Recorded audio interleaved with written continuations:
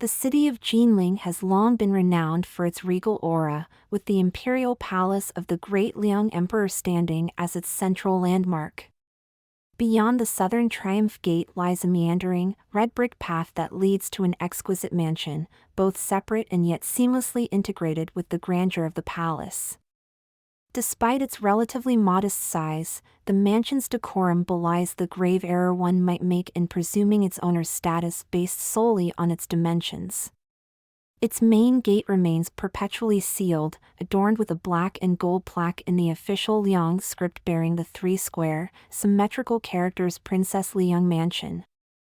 Princess Liang, the only surviving younger sister of the reigning emperor, and wife of Shiyu, the Duke of Ningguo.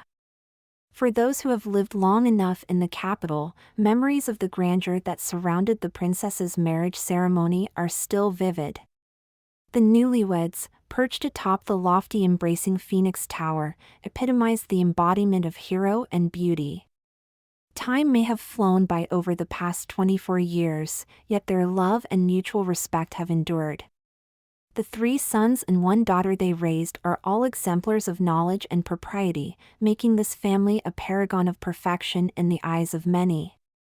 Originally, according to the royal tradition, after Princess Liang married Shiyu, it was expected that Shiyu would move to the princess's residence, and outsiders would address him as noble consort instead of duke. However, due to the princess's personal preference, and the late Empress Dowager's disapproval of the princesses being elevated in their husbands' families and unable to enjoy familial bliss, Princess Liang moved to the Duke Ningguo's mansion after marriage and interacted with her in-laws according to the norms of a household. The princess was virtuous and dignified, and she instructed her servants to address her as madam within the duke's mansion. She was strict in her management of the palace maids that she brought with her. Later, Shiyu's military achievements earned him greater prominence in the court, while the princess deliberately maintained a low profile. Over time, both the court and the people became accustomed to seeing their relationship as that of duke and madam rather than the originally expected princess and noble consort. This Liang mansion was commissioned by the princess at the age of 15, when she reached the age of adulthood. After her grand wedding, the mansion remained idle, and the princess deemed it a pity to leave it unoccupied. She commanded the cultivation of countless exotic plants and flowers within the manor, which bloomed with sweet fragrances throughout the year. It became a prominent landmark among the upper echelon of society in the capital, with court ladies and noble family members frequently visiting to admire the blossoms. Moreover, during periods of fasting, Buddhist ceremonies, or when the Empress Dowager desired a temporary residence, the princess would often relocate and dwell within its walls for a few days. When Jingrui and Shibi returned, their mother happened to be residing in the princess's mansion. At the break of dawn that day, the 2 brothers dutifully followed their father's command and set out to greet the esteemed princess at the Liang mansion, escorting her imperial carriage back to the Ningguo Marquisate. As the parents of Duke had already passed on, there was no need to pay respects, thus the Princess Liang made direct arrangements for her daily residence in the inner court of the main hall. As they strolled through the corridor and past the lateral courtyard, a line of fragrant osmanthus trees, still blooming and permeating the air with their sweet scent, was planted along the wall. Princess Liang slowed her pace slightly, as if savoring the fragrance that wafted on the breeze. It was then that a strand of melodious music drifted over the wall. Although the sound was faint due to the distance, its ethereal and pure rhythm evoked a sense of transcendence and purity in the listener. Who might be playing such enchanting music? The artistic conception is truly remarkable, remarked Princess Liang. Jingrui craned his neck to listen closely for a while and said, "It's a friend of mine, Suja by name, who came to reside in Jinling at my invitation for a short rest." "He is currently lodging at Snow Cottage," replied Jingrui. "Would you like to meet him, mother?" asked Shibi eagerly. Princess Liang smiled faintly. "Since he is Jingrui's friend, it suffices that you guys entertain him well. There is no need for me to meet him." But since the music is not clear from this spot, why not let me invite Brother Su to the inner court, where he can play the music behind a screen for Mother?" suggested Shibi. The Princess Liang furrowed her eyebrows slightly, but her tone remained gentle as she spoke. "My son, this Mr. Su is a guest here, not a frivolous entertainer.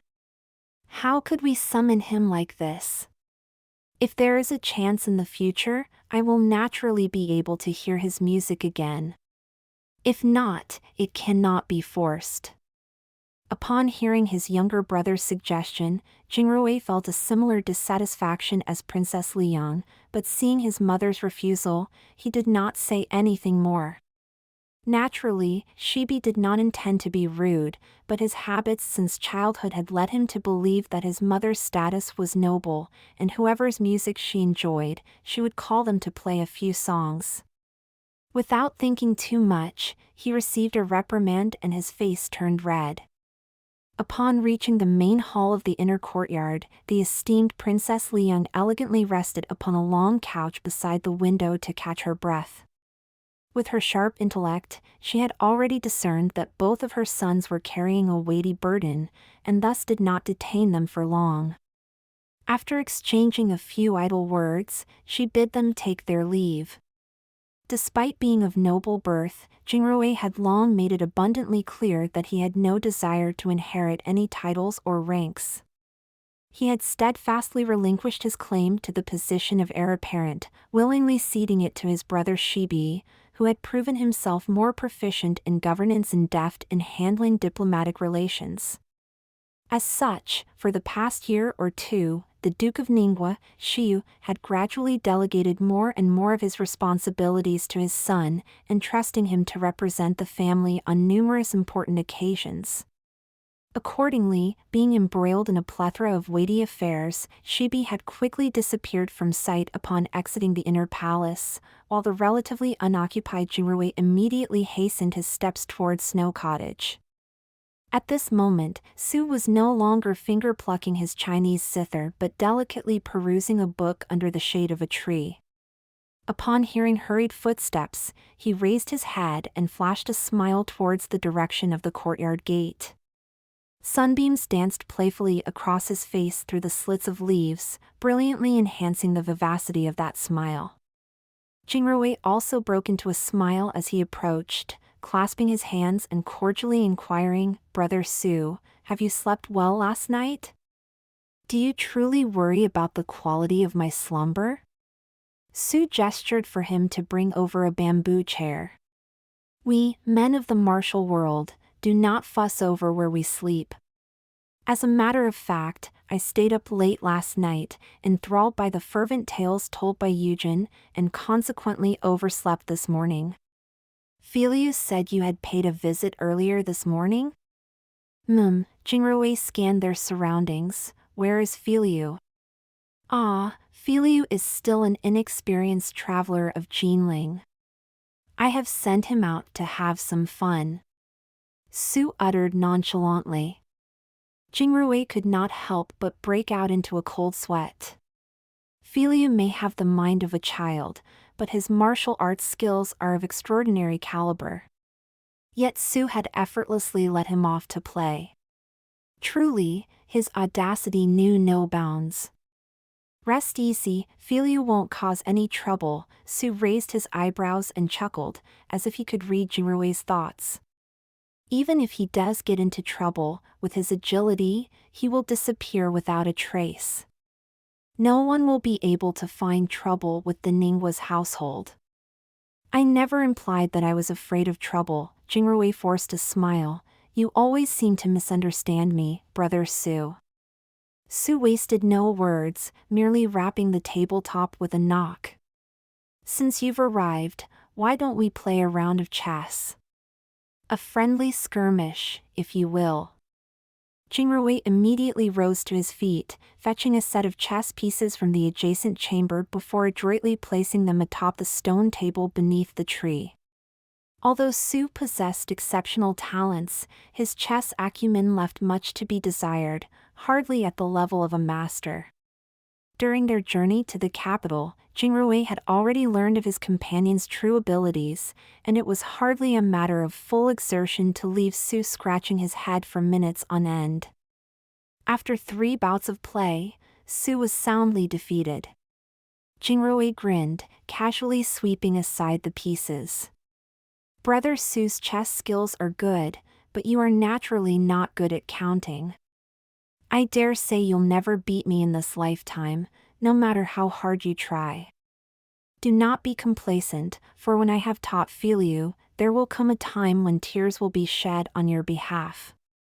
Although Filiu may not possess the same level of intellectual acumen as most, his focus and dedication are beyond compare. Among those whom I have encountered, none can rival him. Jingrui ignored his attempts to regain his footing and instead gazed outward and asked, "Where did Brother Su send Filiu to play? It is already midday and he has not returned yet?" Verily, it is often said that speak of the devil and he shall appear. Indeed, as Filiu's name escaped the lips of those gathered, a sharp and piercing noise could be heard from beyond the walls, and it was quickly followed by the sound of fabrics and garments being torn asunder, as if some fearsome beast had leapt into their midst. A deep and commanding voice rang out, exclaiming, "Who dares to cause such chaos within the household of the Duke? Show yourself, or face the consequences." Realizing the potential danger that was unfolding, the young master of the house, Jingrui, rose to his feet in alarm. But before he could make a move, he felt his arm being grasped with great strength by Su, who had a look of intense fervor in his eyes. Urgently, he commanded, "Take me there at once." Without a second's thought, Jingrui wrapped his arm around Su's waist, and with a burst of energy, the two of them darted forward with great speed, leaping and bounding through the air with the swift agility of a hawk in flight. All the while, they hastened towards the scene of the unfolding chaos, eager to confront whatever dangers lay ahead. As they swiftly traversed the western side path, and plunged into the illustrious courtyard known as the Moonlight Gate, their keen eyes were drawn to the turbulent and lively figures that tumbled and whirled about within the small courtyard.